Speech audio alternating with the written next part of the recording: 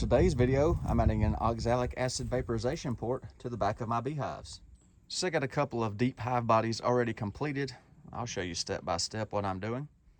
So this is another hive body. I'll show you the measurements, what I'm using, and it seems to work pretty good. So this is an 8-frame hive. If you got a 10-frame, just hit your center point. So this is 14. So I'm gonna pick center point of 7 inches right here. And then I'm going 3/4 up from the edge. That way it does not split out the wood. And then the oxalic acid vaporization will go to the bottom of the frames, not hit the cluster or anything. It'll be right at the bottom edge of the frames.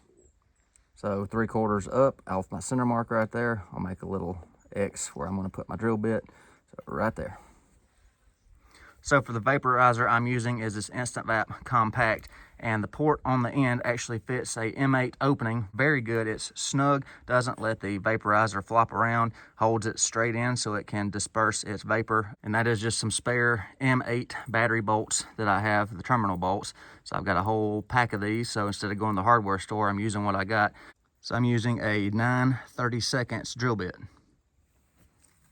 So there's my mark right there. Remember, at the bottom of the box, there's the drill and the drill bit. So get it centered up in the hole.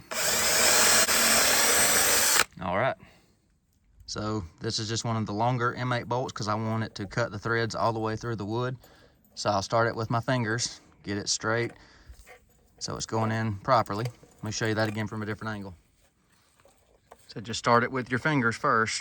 That way you're cutting the threads straight before you use a screwdriver or drill or whatever to finish completing your threads through the wood.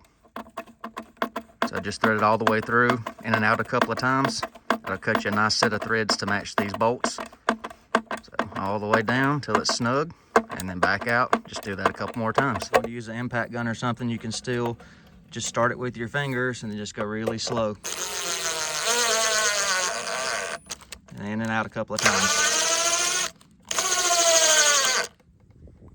So you can see some of the threads right there that I cut in.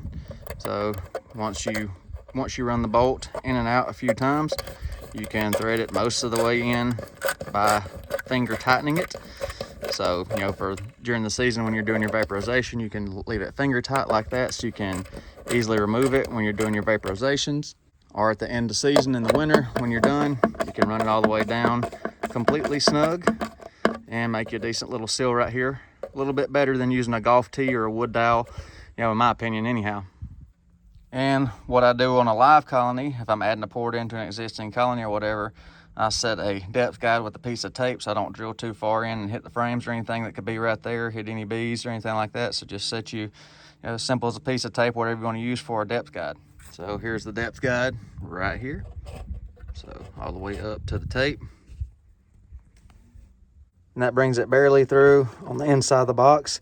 Shouldn't touch your frames or anything. Just go back and forth just a couple of times to make sure your hole is completely cleaned out. So that's an M8 bolt, 9/32. Check that out right there. Perfect.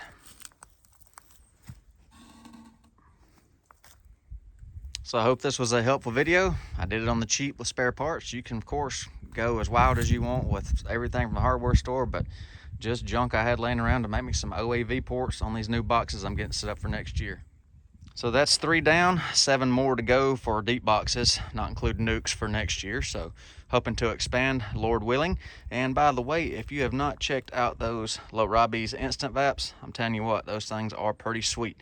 Hope y'all enjoyed the video today. As always, thank you for watching. Y'all take care, be safe. I'll see you on the next one.